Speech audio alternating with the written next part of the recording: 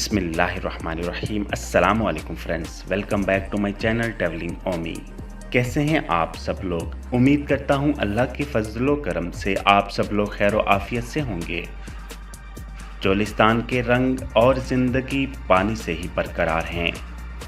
चोलिस्तान में पानी को ज़ख़ीरा कैसे किया जाता है, आज हम आपको इसकी मुकम्मल तफसील वीडियो के साथ बताएंगे। चोलिस्तान की मुख्तसर तफसील से पहले आपको एक हैरत अंगेज़ बात बता दूं। आज के दौर में भी चोलिस्तान में जानवर और इंसान एक ही जगह से पानी पीते हैं। उस जगह को चोलिस्तानी ज़ुबान में टोबा कहा जाता है। उन टोबों में पानी कहाँ से आता है, इसकी तफसील सहराए चोलिस्तान की मुख्तसर हिस्ट्री के बाद बताई जाएगी। अपनी वीडियो में अक्सर मैं आप दोस्तों से ये बात कहता हूँ कि कोई भी वीडियो बनाने में वक्त और सख्त मेहनत दरकार होती है। मेरी हौसला अफजाई और मदद के लिए वीडियो को मुकम्मल देखें, लाइक और शेयर ज़रूर करें, शुक्रिया। पाकिस्तान का सबसे बड़ा सहराए चोलिस्तान पंजाब के 3 अजला बहावलपुर, रहीमयार खान और बहावल नगर पर मुश्तमिल है। ये सहरा पाकिस्तान की ख़ास पहचान है। ये जनूब मशरिक में राजस्थान से जा मिलता है। ये सहरा पाकिस्तान और भारत दोनों में मौजूद है। सहराए चोलिस्तान जो मकामी तौर पर रूही के नाम से मशहूर है, शहर बहावलपुर से तकरीबन 30 किलोमीटर के फासले पर वाक़ है। चोलिस्तान का सहरा मशहूर सूफ़ी शायर हज़रत ख्वाजा गुलाम फरीद का डेरा रहा है, जहाँ उन्होंने तकरीबन 17 साल गुजारे। इन्हीं की शायरी में चोलिस्तान को रूही लिखा गया है। चोलिस्तान एक ऐसा सहरा है जिसमें 5000 साल कबल मसीह के आसार कदीमा भी पाए जाते हैं। तारीख की भूल भुलैयों में गुम होकर माजी के गुमशुदा औराक तलाश करने वालों को आज भी रूही चोलिस्तान में सिकंदर आज़म, मोहम्मद बिन कासिम, राजा ताहिर और मुग़लों के घोड़ों की टापें साफ सुनाई देती हैं। रूही में 4000 साल पहले दरियाए सरस्वती ठाठे मारता हुआ गुजरता था और हर तरफ हरियाली बिखरी हुई थी। तारीखी हवालों से ये भी मालूम होता है कि यहाँ दरियाए हाकड़ा, जिसे हिंदी ज़ुबान में घाघरू कहा जाता था, उसकी मौजें भी अपना रंग जमाती थी। ये दरियाए सिंध और हिंद के दरमियान बहता था। चोलिस्तान के मकामी लोग खाना बदोश हैं, जो सहराए चोलिस्तान के टोबों के गिर्द अपना मस्कन बनाते हैं। टोबा मकामी ज़ुबान में तालाब को कहते हैं। बरसात के दिनों में ये टोबे पानी से भर जाते हैं।